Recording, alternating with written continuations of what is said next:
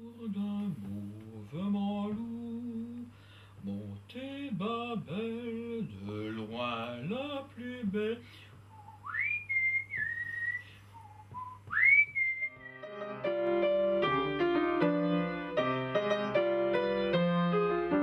Par le passage Vauvau, une ombre est restée.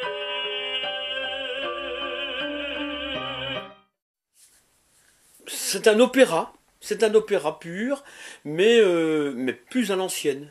Oh, tête de pierre, pierre sur tête. J'invente n'importe quoi, mais pour donner l'intonation. Donc, mais je ne fais pas, par exemple, samedi matin du soleil gris. Là, c'est le chant, à partir des chants. Donc là, c'est autre chose. Dire, par exemple, Don Quichotte va dire. Ça peut être une forme comique, par exemple.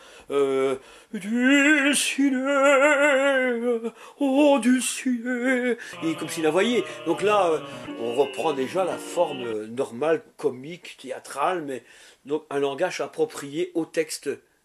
Pourquoi Don Quichotte ou Cervantes? La pièce que j'ai écrite ici, c'est plutôt un Cervantes. Don Quichotte est l'enfant de Cervantes. Don Quichotte a été écrit au départ pour contrer les fabuleuses histoires de chevalerie.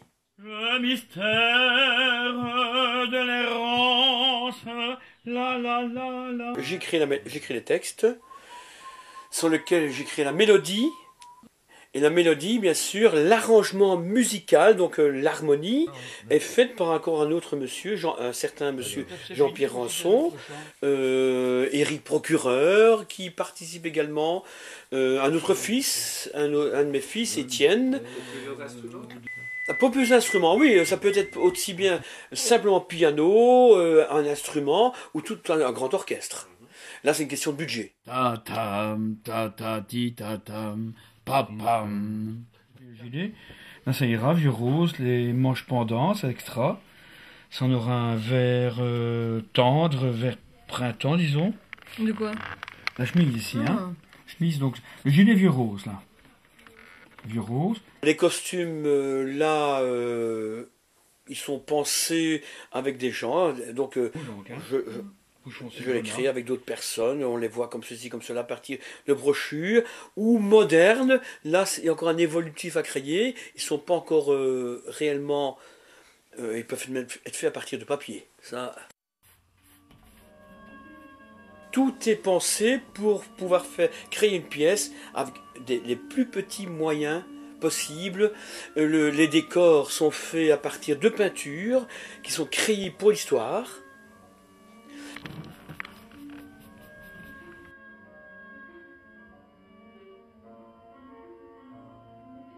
On peut dire c'est un peu ma vie qui fut une aventure dans laquelle on récolte bosses et coups, et la question, le pourquoi du besoin de s'extérioriser. J'ai trouvé en Cervantes enfermé dans cette prison, le soi-même enfermé dans son corps, enfermé dans la vie, dans le système.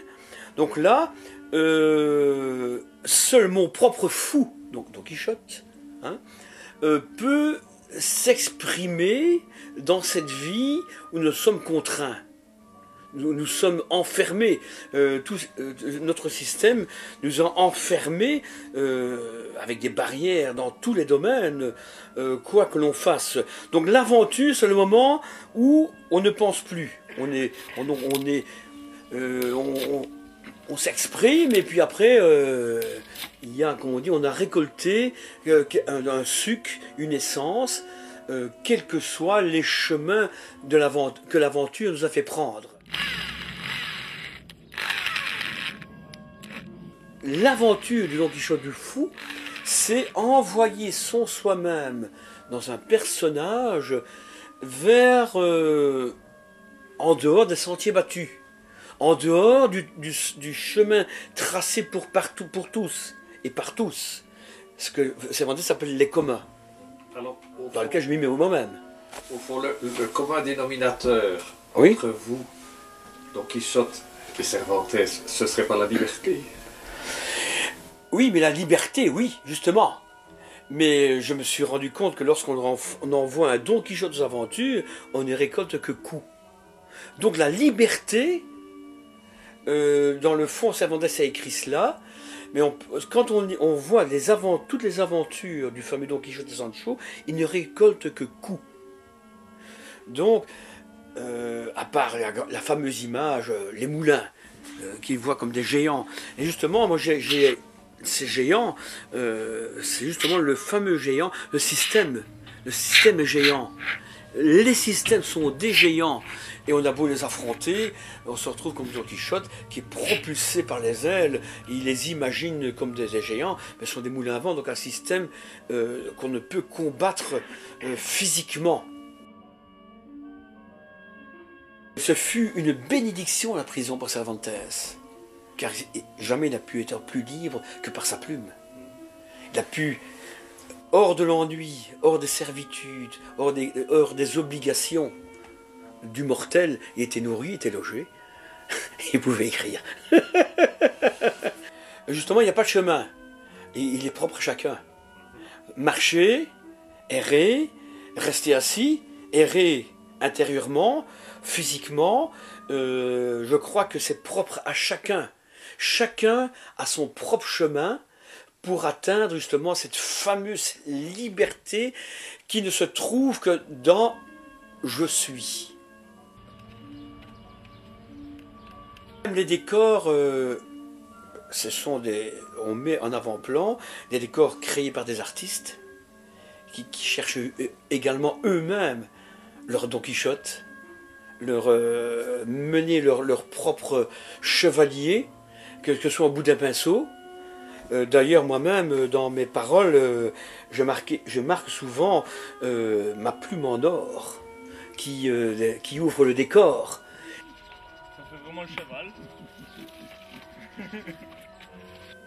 Celui qui veut aller au-delà de l'ennui humain, du commun, eh bien, il faut élever le folle à la quête, de dire, mais qui suis-je?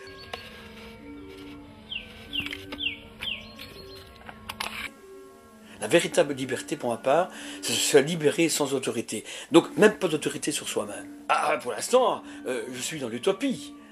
Je ne suis pas arrivé. Mais c'est le chemin du folle.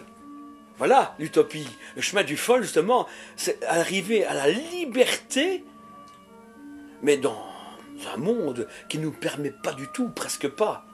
Ça veut dire, là on arrive, mais sans religion. La propre philosophie qui n'appartient à personne.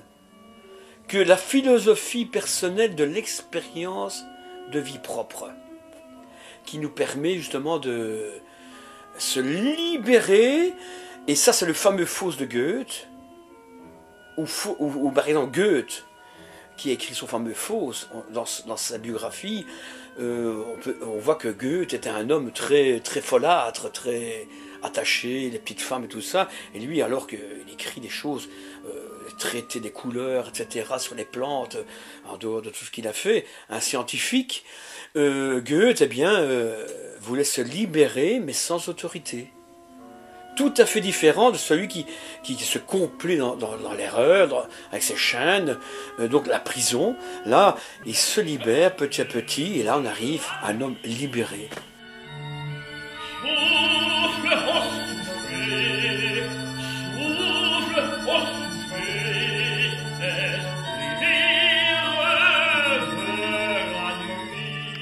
C'est vrai que le plus grand plaisir est la création. Là, c'est l'aventure. On tombe dans l'aventure don quichotesque. Et lorsqu'on arrive à l'aboutissement, justement, à la scène même, là on peut dire, là c'est la dulcinée. On arrive à l'apothéose, à l'aboutissement. Et lorsque le rideau se ferme, c'est la mort. Et l'âme s'élève.